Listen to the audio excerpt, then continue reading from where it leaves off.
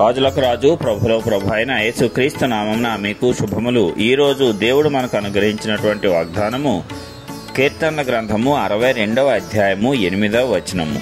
జనులారా, ఎల్లప్పుడూ ఆయన యందు నమ్మిక ఉంచుడి, ఆయన సన్నిధిని మీ హృదయములో కుమ్మరించుడి, దేవుడు మనకు ఆశ్రయము. ప్రియులారా, ఈ వాక్య ధ్యానాన్ని మనం గమనించినట్లయితే మనము ఎల్లప్పుడూ కూడా ఎవరి యందు నమ్మిక ఉంచాలంట? దేవుని యందు నమ్మిక ఉంచాలి. మనము అనేక మార్లు మానవులను నమ్ముకుంటూ ఉంటాము. మరి మానవుల్లో ఎవరైనా సరే కొంచెం ధనవంతులున్నా, కొంచెం అధికారంలో ఉన్నా, వారు మనకు తెలిసిన వారైతే, మన బంధువులైతే, మన స్నేహితులైతే మనము వారి గురించి గొప్పగా చెప్పుకుంటాము. నాకు వాళ్ళు తెలుసు, వీళ్ళు తెలుసు, నాకు ఏదైనా అయితే వారు నాకు సహాయం చేస్తారు తప్పనిసరిగా అని. అయితే మానవుల యొక్క సహాయం అనేది వ్యర్థము. వారు ఎల్లప్పుడూ కూడా ఒకే రీతిగా ఉండరు. నీవు కూడా వారి స్థాయిలో ఉండగలిగితే మాత్రమే నీకు సహాయం చేస్తారు తప్పిస్తే నీవు వారికంటే తక్కువ స్థాయిలో ఉంటే నిన్ను వారు నిర్లక్ష్యం కూడా చేసేటువంటి పరిస్థితి ఏర్పడుతుంది. అయితే ఎల్లప్పుడూ కూడా నమ్మదగిన వాడు ఒకడున్నాడంట, ఆయనే పరిశుద్ధ దేవుడు. ఎలాంటి పరిస్థితుల్లో నీవు ఆయన యొద్దకు వెళ్ళి సహాయము కోసము ప్రార్థన చేసినా సరే తప్పనిసరిగా ఆయన నిన్ను కాపాడతాడు, నీ ప్రార్థన అంగీకరిస్తాడు, నీకు తగినటువంటి సహాయాన్ని పంపిస్తాడు. అందుకే మనము ఎల్లప్పుడూ నమ్మిక ఉంచవలసింది ఆ దేవుని అందే. ఆయన సన్నిధిని మీ హృదయములు కుమ్మరించుడి. మరి అనేక మందికి మనుషులకు తమ యొక్క కష్టాలు చెప్పుకుంటూ ఉంటారు, తమ బాధలు చెప్పుకుంటూ ఉంటారు. వారేమన్నా కనికరించి జాలిపడి వీరికి ఏమన్నా సహాయం చేస్తారేమో అని చెప్పి ఆశగా ఎదురు చూస్తూ ఉంటారు. అయితే మనము గనక దేవుని గురించి తెలుసుకున్న వారమైతే, ఆయన శక్తిని గురించి ఎరిగి ఉన్న వారమైతే, ఆయన యందు నమ్మిక ఉంచిన వారమైతే మనము ఏదైనా శ్రమ శోధన సంభవించినప్పుడు ఏ ఒక్క మానవునికి చెప్పుకోము గాని ఆయన సన్నిధిని మన యొక్క హృదయములు కుమ్మరించగలము. అది మనకులో ఉన్నటువంటి విశ్వాసం ద్వారా కలుగుతుంది. అందుకే మనము దేవుని యందు నమ్మిక ఉంచి ఆయనతో గనక సహవాసము చేసినట్లయితే, ప్రతిరోజు సమయాన్ని దేవునితో గడిపినట్లయితే ఆ విశ్వాసము మనలో ఏర్పడుతుంది. ఏ సమస్య అయినా సరే అన్నిటికీ కర్త అయినటువంటి వాని యొద్దకే వెళ్ళి మనము మొరపెట్టి మన హృదయంలో కుమ్మరించుకోగలుగుతాము.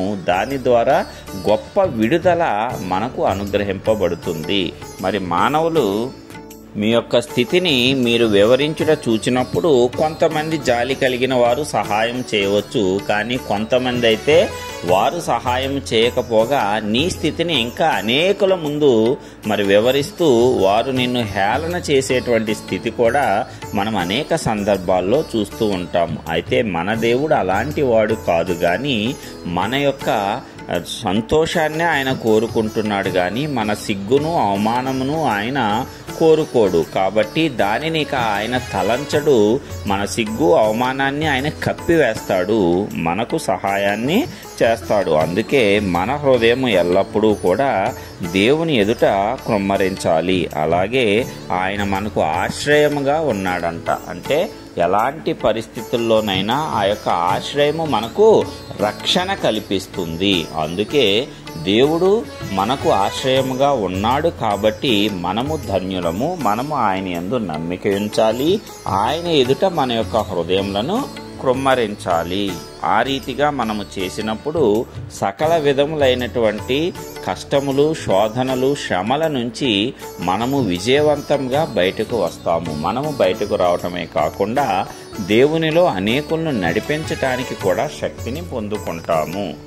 కాబట్టి ప్రియులారా, ఇప్పటి వరకు మనుష్యుల్ని నమ్ముకున్నావేమో, మనుష్యుల్ని ఆశ్రయించావేమో, మనుష్యుల ఎదుట నీ హృదయంలో ఉన్న వేదనంతా కూడా అనేక మార్లు తెలియజేసుకున్నావేమో, అయినా నీవు ఏమాత్రము ప్రతిఫలము పొందక తీవ్రమైన నిరాశ నిస్పృహలతో ఉన్నావా? ఈ దినము ఈ వాక్యం ద్వారా దేవుడు నీతో నాతో మాట్లాడుతున్నాడు. ఎలాంటి పరిస్థితి అయినా మన దేవుని యందు నమ్మిక ఉంచాలి. ఆయన సృష్టికర్త. అదే విధముగా ఆయనను మనము నమ్ముకొని ఆయనే ఆశ్రయముగా మనము భావించినప్పుడు ఆయన యొద్దకు వెళ్తాము. ఆయన ఎదుట మన యొక్క హృదయములను కుమ్మరిస్తాము. మరి మనము ఆయన ఎదుట సమస్తమును వివరించి చెప్పినప్పుడు ఆయనకు సమస్తము తెలుసు. అయితే మన నోటి ద్వారా ఆయనకు తెలియజెప్పితే ఆయన ఎంతో సంతోషిస్తాడు. అంటే నీలో ఉన్న నిజాయితీ, నీలో ఉన్న యథార్థత, నీ నీతి అక్కడ కనబడుతుంది.